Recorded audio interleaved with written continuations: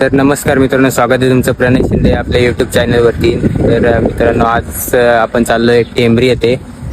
उद्या 1 मे महाराष्ट्र दिनानिमित्त चकड्यांच्या जंगी शर्यतींचं आयोजन केलंय बिंजोडचं ग्रामस्थ मंडळ टेंभरी यांनी. तर मैदानाची पाहणी करण्यासाठी चाललोय आपण. भरपूर अशी पारितोषिक आहेत उद्याच्या मैदानात.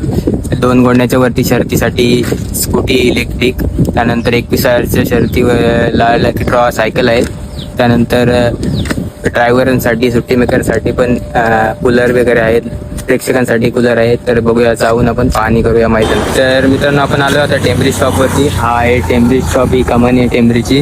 आणि हा रोड येतो तो लोकमार्ग येतो, इकडून रीस रसायनी, परत पेन, वावशी, खालापूरमधील सर्व भागातल्या गाड्या या साईडून येतील. आणि ते या कमानीतून समोर गेले, एंट्रीतून आत गेले की समोरच मैदान लागेल आपल्याला. टेंभरी गावाच्या मागेच दाखवतो तुम्हाला मी पुढे गेल्यावर. आणि पनवेल, उरण तसेच कर्जतवरून येणाऱ्या गाड्यांसाठी नाडालवरती रस्ता काढलेला आहे, तो तुम्हाला दाखवतो.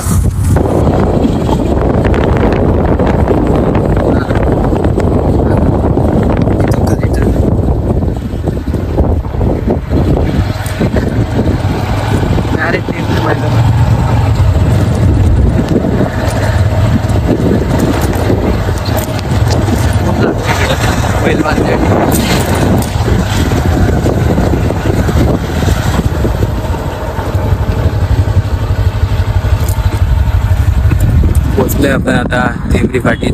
एकदम सुंदर अशी सरळ स्ट्रेट फाटी आहे. आणि अजून थोडंसं काम बाकी आहे. 80% काम झालंय, 20% काम बाकी आहे. फाटीचं चालू आहे काम, इकडे अजून काम चालू आहे. सर्व ग्रामस्थ मंडळ टेंभरी काम करतायत. इकडे लाईव्ह वाल्यांसाठी स्टँड बनवलेत. फाटीच्या समोरच जागा खूप आहे बैल आवरण्यासाठी. पूर्ण मैदान असं बैल आवरण्यासाठीच ठेवलेले आहेत, जेणेकरून बैलांचं नुकसान नको, ॲक्सिडेंट नको व्हायला. त्यासाठी एकदम अशी प्लेन फाटी, एकही खडा फाटीत सापडणार नाही. दोन्ही फाट्या सेम आहेत, अंतरही खूप आहे. बघू आता सर्वांना विचारू ग्रामस्थ मंडळ टेंभरी यांना किती अंतर, किती पल्ला आहे, किती टक्के बॅरिकेशन झालंय. चला. नमस्कार मंडळी, श्री विठ्ठल रखमाई शर्यत मंडळ व ग्रामस्थ मंडळ टेंभरी आयोजित प्रथमतः बिंजोडचं मैदान आयोजित केलेले. तर आपण दादांना विषय मैदानाचं स्वरूप वगैरे काय असेल. नमस्कार दादा. नमस्कार. तर आपल्या मैदानाचं नियोजन कसं असणार आहे? श्री विठ्ठल रुक्माई मंडळ टेंभरी आयोजित कुशल मार्गदर्शन हिंदकेसरी प्रवीण ड्रायव्हर यांच्या मार्गदर्शनाखाली हा मैदान संपन्न होत आहे. तर मैदानाचं आयोजन व मैदानाचं स्वरूप कशा प्रकारे असणार आहे? मैदानाचं स्वरूप म्हणजे आपल्या ठिकाणी या 100% फाटी बॅरिकेड राहील. 100% 1000 फूट पल्ला आहे. तर मग आपले जे बक्षीस एवढ्या स्वरूपात ठेवलेले आहेत, त्यांचं वितरण कसे असणार आहे? तर बक्षिसाचं जर वितरण बोललं तर आपण 1 स्कूटी, 4 सायकल, 3 कूलर आणि 3 ट्रॉफीज. तर मग सर्वात मोठं बक्षीस आहे आपली जी इलेक्ट्रिक स्कूटी, तिचं स्वरूप कसं असणार आहे? आता इलेक्ट्रिक स्कूटी आपण जी 2 गोंड्याच्या वरती शर्यत होईल बिंजोडची, त्याच्यासाठी आपण सर्वात मोठी शर्यत होईल त्याला आपण इलेक्ट्रिक बाईक बक्षीस वितरण करणार आहोत. त्यांची नाव नोंदणी इथेच झाली पाहिजे. त्यांनी बिंजोड नाव इथे टेबलला ठेवलं पाहिजे. त्याच्यानंतर कोणी पण नाव घेईल त्याच्यावरती, जो विजय होईल त्याला मी देणार. त्यानंतर ज्या सायकल्स आहेत, 4 सायकल आहेत, त्यांचं स्वरूप कसं असणार आहे? 4 सायकल आता ते आपण आपली दिलेली बक्षिसांची. त्यानंतर मध्ये आपलं जे गाडा मालक येणार आहेत त्यांच्यासाठी कशा प्रकारे सोय असणार? कारण आता उन्हाचं प्रमाण जास्त आहे, त्यामुळे नंदींना काय स्वरूप? आता गाडा मालकांसाठी आपण आव्हान केलं की सकाळी 7 वाजल्याला तुम्ही ग्राउंडवर अड्ड्यावर उपस्थित राहा. त्याच्यानंतर आपण 1 वाजेपर्यंत आपण रिसन गाड्या पळवणार आहोत. 1 ते 2 1 तास आपण बंद ठेवणार आहोत. ज्या गाड्या खाली जातील त्या गाड्या पूर्ण पळून झाल्याच्या नंतर 1 नंतर आपण परत नाव नोंदणी चालू करणार आहोत 1 ते 6, जेणेकरून गाडा मालक घरी जाण्यास. काल पण आम्ही बघितलं बऱ्याच मैदानामध्ये ज्या दुपारी गाड्या झाल्या, ज्या गाड्या बाकी होत्या ना, तसं विदाऊट पळवता घरी गेले. त्यासाठी 1 तास नाव नोंदणी बंद असणार आहे. आणि ज्या खाली गाड्या येतील त्या आम्ही करू. आणि उन्हाचं स्वरूप असल्यामुळे आपण नंदींसाठी आपण पाण्याची पण इथे सोय केलेली आहे. आणि पाठी पण आपण एकदम सरळ आणि 100% बॅरिकेड, म्हणजे जेणेकरून आपल्या नंदीला कुठलीही इजा होऊ नये.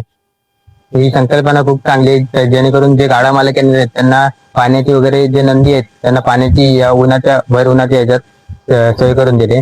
त्यानंतर जे आपलं स्वरूप आहे, पुन्हा एकदा स्वरूप सांगा सर्व मित्रांना. स्वरूप बोललं तर आपण आपली फाटी 100% बॅरिकेड राहील. आणि आपलं स्वरूप ह्या प्रकारे असेल, सकाळी आपलं मैदान 7ला रिक्षल 7ला चालू होईल. 1 वाजेपर्यंत नाव नोंदणी चालू राहील. 1 ते 2 नाव नोंदणी बंद राहील. त्याच्यानंतर 2 नंतर पुन्हा नाव नोंदणी चालू राहील 6 वाजेपर्यंत. आणि येण्यासाठी आपले जो मैदान ठिकाण आहे त्यासाठी येण्यासाठी मार्ग कोणते कोणते असतात? आता येण्यासाठी मार्ग बोललं तर आपण कर्जतवरून ज्या गाड्या येणार आहेत त्या चौक मध्ये न जाता बायपास रोडने काळामा मंदिरच्या तिथून लेफ्ट मारून सरळ मैदानात येतात. आणि पनवेलवरून ज्या गाड्या येतात त्यांनी काळामा मंदिरच्या तिथून राईट मारून सरळ मैदानावर येतात. बायपास रोड येतो, म्हणजे ट्रॅफिक मध्ये जाण्याची गरज नाही. त्यानंतर मग पेन वावशी भागातून येणाऱ्या गाड्या त्यांच्यासाठी काय असणार? तर पेन वावशी भागातून येणाऱ्या गाड्या आपल्या लो करून त्यांना जास्त काही अडचण नाही. त्यांच्या गाड्या ज्या येतील त्यांना वाशी लो करून पण मैदानामध्ये आहे किंवा वाईल मध्ये येऊ शकतात. बाकीच्या गाड्या आहेत त्या समजा निगोज भागातल्या असेल, पिळकी असेल तर लोक पूर्ण आले चालतील. सकाळी विस्तरपणे माझं मैदान 7 वाजता चालू होईल. 7 नंतर 12 पर्यंत नाव नोंद राहील. 12च्या नंतर नाव नोंद येणार नाही, पण ज्या गाड्या खाली जातील त्यांना 1 वाजेवर पावती पर्यंत घेतली आणि नंतर नाव नोंदणी पण जाईल. परत 2च्या नंतर 3 वाजल्यापासून 6 वाजेपर्यंत चालू करू. हे काम झालेलं आहे, 20% काम बाकी आहे, ते चालू आहे.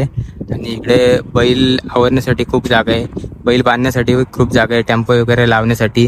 तिकडे पूर्ण मैदान टेम्पो लावण्यासाठीच आहे. या साईडला पण बैल बांधण्यासाठी जागा आहे.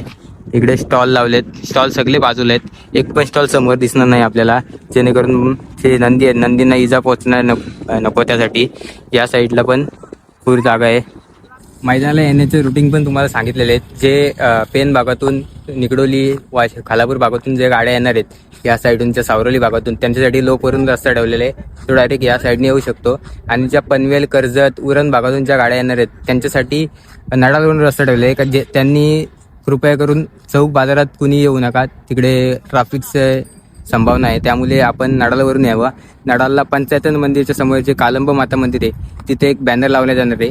त्या बॅनरला जे कर्जत भागातून येणार आहेत त्यांनी लेफ्ट घेऊन यायचे आणि पनवेल भागातून येणार त्यांनी राईट घेतलं की सरळ यायचे, तर आपण डायरेक्ट मैदानात याल.